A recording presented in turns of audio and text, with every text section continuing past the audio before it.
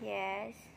Gusto ko, punta tayo sa Mindanao, pero bisita lang, pero bisita lang, magbabakasyon lang, pero hindi mag-aaral ha. Bakit?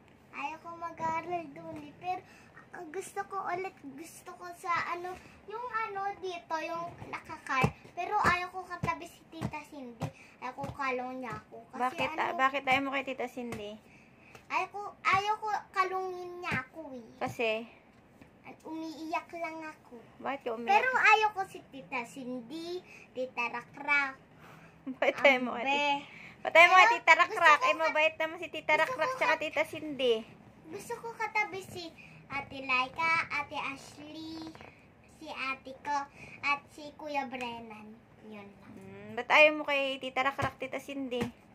At kay Amber hindi rin. Bakit ayaw mo kay Amber? Nangangaway lang yun. Mabait na yun si Kuya Amber. Kasi kapag yung tinawag ko si Ate Ashley, yung pinakita ni Amber, papaluin ako yun. Wala na. Binitawan yung remote nanonood ng TV.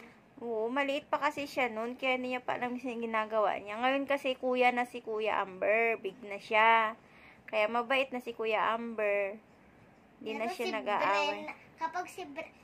Pero si Brennan, kapag sinasabihan bakla, hindi namamansin. Okay lang yun. Mabait naman yun sila. Pero kapag di sinasabihan na bakla, mamamansin siya. Pero kapag nasabihan... Bakit ayaw mo kay Tita Cindy? Ayaw ko eh. Si Tita Rakrak, bakit? Ni Mama ni Ashley. Gusto ko rin si Tita Rakrak eh. Pero ayaw ko rin sobra kasi nangangasar rin yun. Sino nangaasar? Si Tita Rakrak at Tita Cindy. Mababait yun. At yung yung ate niya. Ate niya? Yung may nunal dito. Tita Tintin. Yung may nunal. Nangangasar yun eh. Sabi niya yung dati pang-ulam yan. Pero joke lang pala yun. Mabait mga tita mo. Yung maliit pa ako, yung baby pa ako. Yun. Yung naka-diaper. Saan yung nunal ni Tita Tintin? Saan? Pero baby pa ako, nagdadanaper pa ako eh. Mabait naman ang mga tita mo doon. Si Tita Rakrak, Tita Tintin, Pero Tita Cindy. Nagjo-joke si Tita Tintin eh. Joke lang yun. Ibig sabihin, joke lang, di totoo. Lambing kasi nila yun, yung pang-aasar, kaya ganun. Asal yun, di yun lambing. Mababait sila doon na. Hindi. Pag doon ka nakatira, doon ka mag-aral, makikilala mo kung ano ugali nila, kung gaano sila kabait na mga tita.